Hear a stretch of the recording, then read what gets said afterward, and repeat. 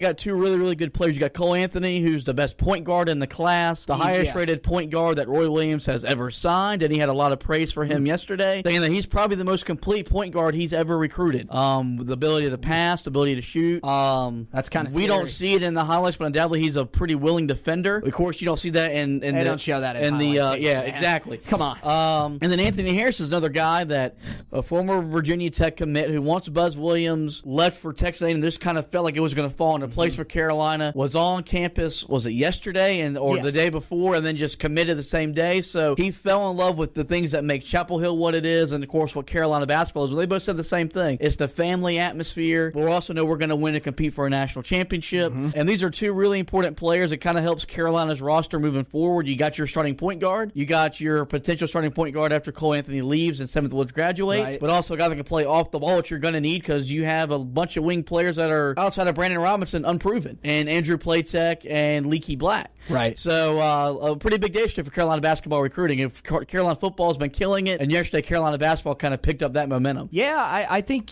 you're spot on with that analysis. I think that Cole Anthony, it was huge for sure. I mean, for Roy Williams to say he's the best point guard that he's ever recruited, that should tell people right there that's high praise. And to think that this guy might be more complete than Kobe White, who we saw last year. Now, that probably means on as a defender, that's where he rounds out a little bit better. But to think that we could have back-to-back freshman point guards that could be that efficient from the field and can take over games like that has to be exciting. And, Harris, I don't think people are talking enough about how big his commitment is. You mentioned it. He's a guy that will probably come in this year and play a lot of 2, and then he'll move and take over the 1 spot whenever Cole Anthony leaves. You would assume, barring, Jeremiah Francis maybe coming in and showing that he's got something, maybe then you can keep him at the 2-guard position. It just kind of depends. But picking up a guy that's that versatile for a team that is needing some significant depth for next year. And I mean, there are going to be people that are going to question that 2-guard spot. Who's going to actually slide in there? Is that going to be Brandon Robinson? Is, Leaky Black? I mean, Leaky, I don't even know where Leaky's going to. Leaky, I swear to God, Leaky will turn up on someone's depth chart or starting 5 as a center. I mean, I swear, they play him everywhere. They got people that want him at point guard. They got people that want him at the 4. He's all over the place. So, but I think ultimately he'll probably end up at the 3. So Brandon Robinson's going to be your guy. That's where Anthony Harris has to be key. You don't have to come in and be phenomenal where you got to come in and start, but you've got to come in and be serviceable off the bench. Now, of course, that could change with another guy who's on campus that I know we're going to get to. Yeah, we also have 2 graduate transfers that are, one's on campus. He got there yesterday, is in campus or on campus till Thursday, and that's Christian Kelling, the graduate transfer from Charleston Southern. And then we have Justin Pierce from William & Mary. He'll be in town on Sunday, and that kind of will solidify what the shooting guard for Carolina. If you land one of those, you probably figure you're going to slide him into your starting role, keep B-Rob off the bench, kind of doing what he does best, which is make open threes and defend and bring energy. And then, of course, that allows Leaky to be your small forward. And then this will probably formalize the starting lineup if you land one of these 2 guys.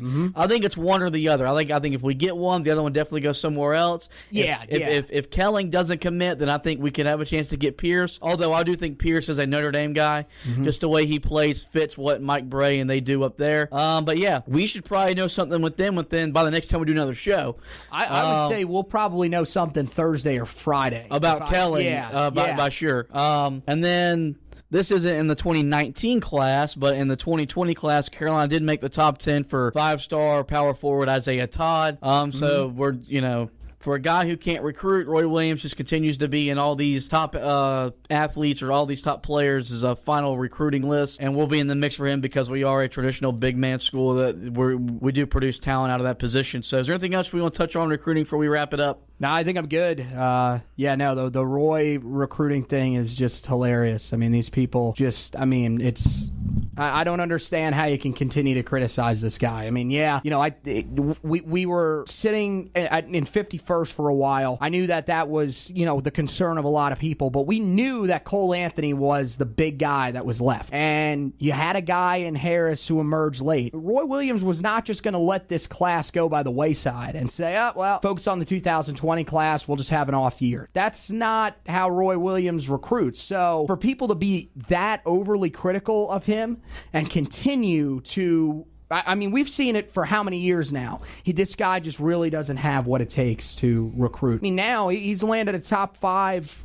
recruit in back-to-back seasons for just the third time since he arrived back at Carolina. So, I mean, what are we criticizing here? This guy's doing his job. Right. I mean, we are 2 years removed from a national championship. People just conveniently like to forget that, and they'll say, well, we're not recruiting the top guys in the country. He doesn't want a roster full of one-and-dones. What part of that don't you guys understand? There was literally a discussion after Duke got eliminated. Should Krzyzewski and when Kentucky got eliminated, should Kentucky think about using a different recruiting style where they focus on bringing in guys that will be there for 2 to 3 years? So for them to criticize the way that Roy recruits, which is exactly what they're saying people should do, is unbelievable. Ridiculous. And one last thing, and I'll let you guys marinate on this as we close this down. The ace in the hole that got Cole Anthony to Carolina was Hubert Davis, which is why when Roy Williams steps down, he'll be the program's next head coach.